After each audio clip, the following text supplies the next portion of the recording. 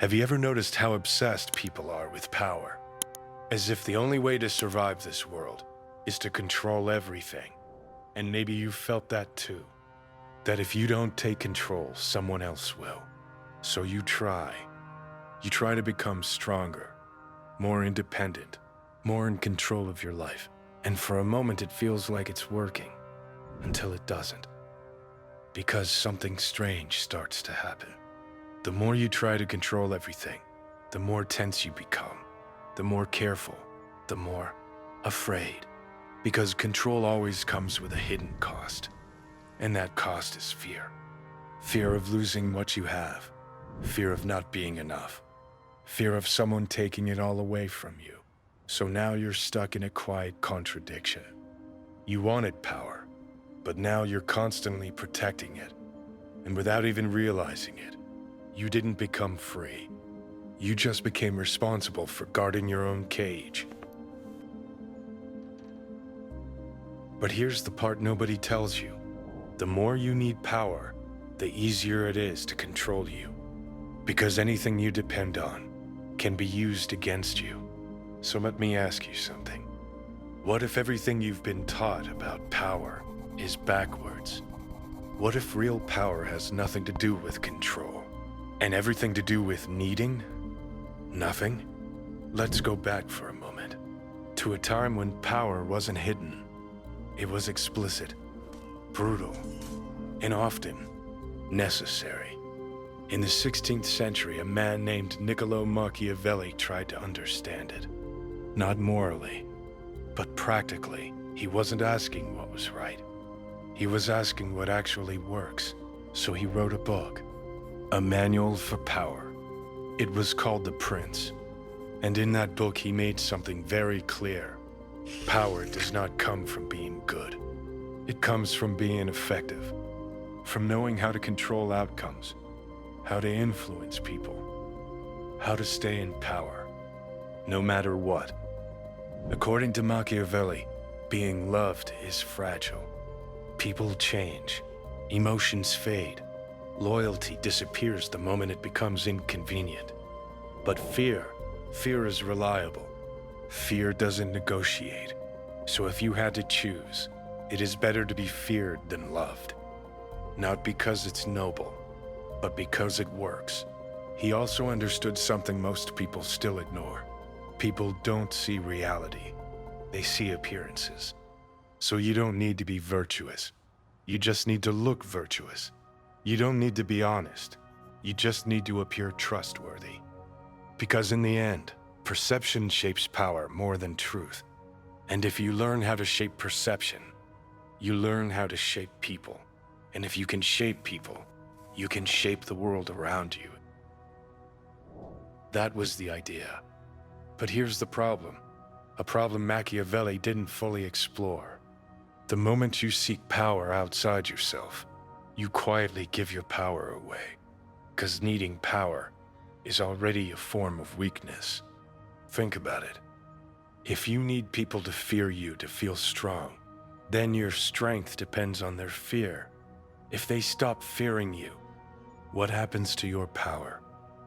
If you need admiration to feel valuable, then your worth depends on other people's opinions. And people change their opinions all the time. So now you're trapped.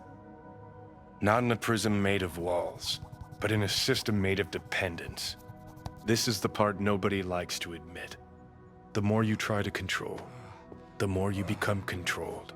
Because control creates attachment, and attachment creates fear. Fear of losing, fear of failing, fear of being exposed, and fear is the easiest way to control anyone. So the person chasing power becomes the most vulnerable to it. You can see this everywhere. The boss who humiliates others is usually the one afraid of being disrespected. The politician obsessed with popularity is completely dependent on approval. The person who manipulates to be loved is terrified of being alone. Different strategies, same problem. They all need something from the outside. And the moment you need something, you can be influenced, you can be pressured, you can be controlled. because your behavior is no longer free. It's driven by what you're trying to protect or what you're afraid to lose. So instead of having power, you're maintaining it, defending it, feeding it constantly, like something that will collapse the moment you stop. And here's the irony. The stronger you try to appear, the more fragile you actually become, because real strength doesn't come from what you can control. It comes from what you no longer need. So if chasing power makes you weaker, what does real power actually look like? It doesn't look like control. It doesn't look like dominance. And it definitely doesn't depend on other people. Real power is much quieter than that. It comes from something most people avoid: self-sufficiency. Not the kind where you isolate yourself from the world, but the kind where your inner state is no longer dependent on what happens outside. This idea isn't new, in fact, it's ancient. The Stoics understood this very clearly. Epictetus, a man who was born a slave, became one of the most powerful thinkers in history, not because he controlled others, but because nothing could control him. He taught something simple, but extremely difficult to live by. Some things are within your control, and some things are not. That's it. That's the whole foundation. And yet, most people ignore it completely.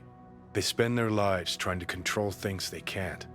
Other people, outcomes, opinions, timing. And then they wonder why they feel powerless. Because every time you attach yourself to something you can't control, you create a point of vulnerability. But the moment you shift your focus, something changes. You stop trying to control the world and start understanding your relationship with it, your reactions, your interpretations, your internal state. Because that's where your real power is. Not in what happens, but in how you respond to what happens. This is where detachment enters the picture.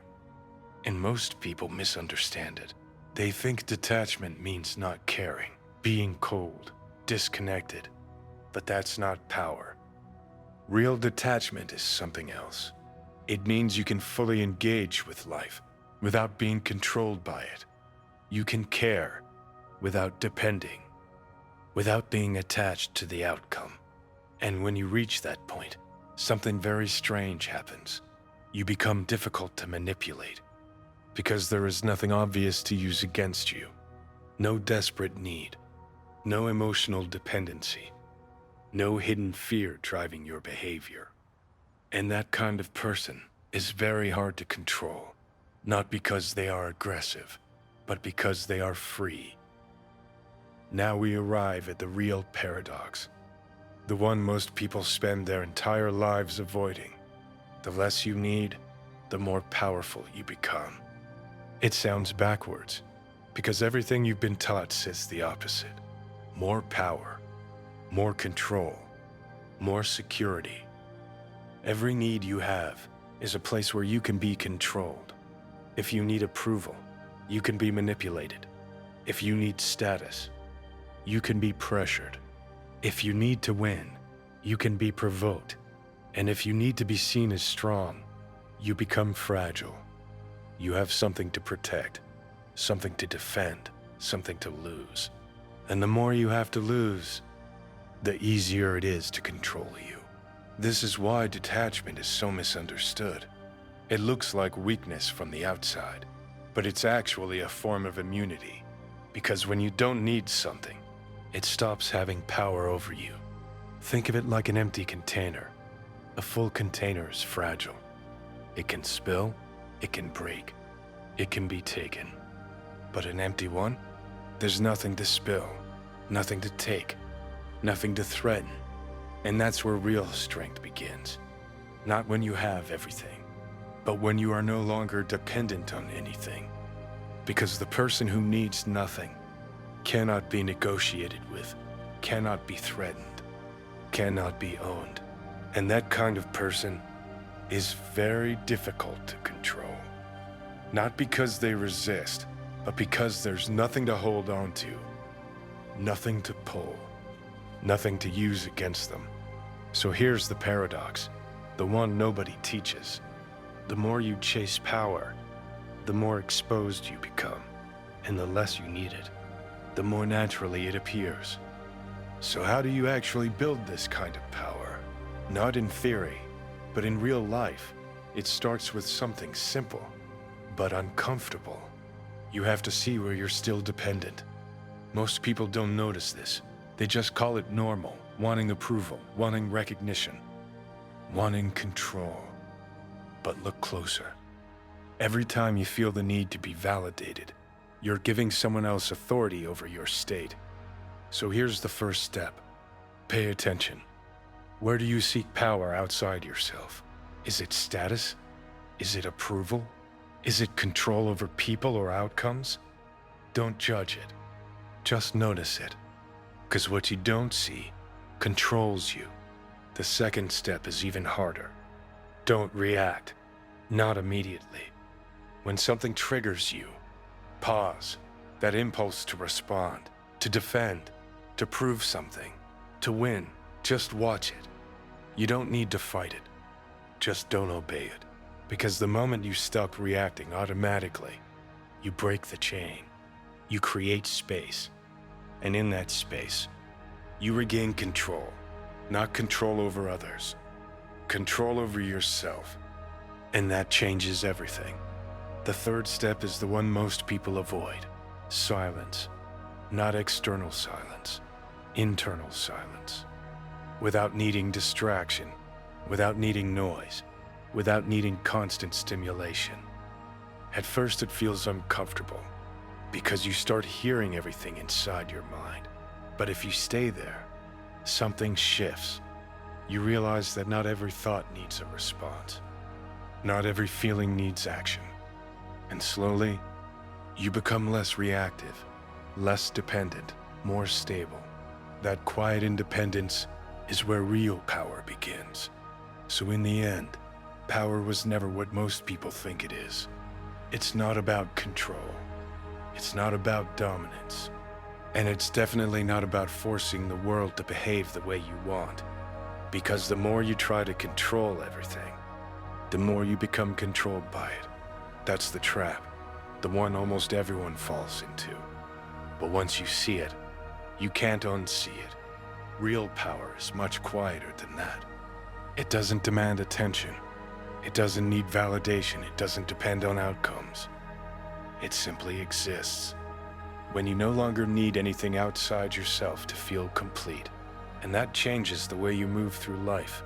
You stop chasing. You stop reacting to everything. And for the first time, you begin to act from a place of clarity, not fear, not pressure, just awareness. And that kind of presence is very hard to control because there is nothing to manipulate, nothing to threaten, nothing to take away. If this idea resonates with you, there's something deeper you should explore next. The paradox of detachment. The voice inside your head that isn't really you. And the power of silence. Because all of them point to the same place. A place where you are no longer being pulled in every direction, but standing still, clear, aware, free. So now I want to ask you something. Be honest. In what area of your life are you still trying to control everything? And what would happen if you stopped needing that control?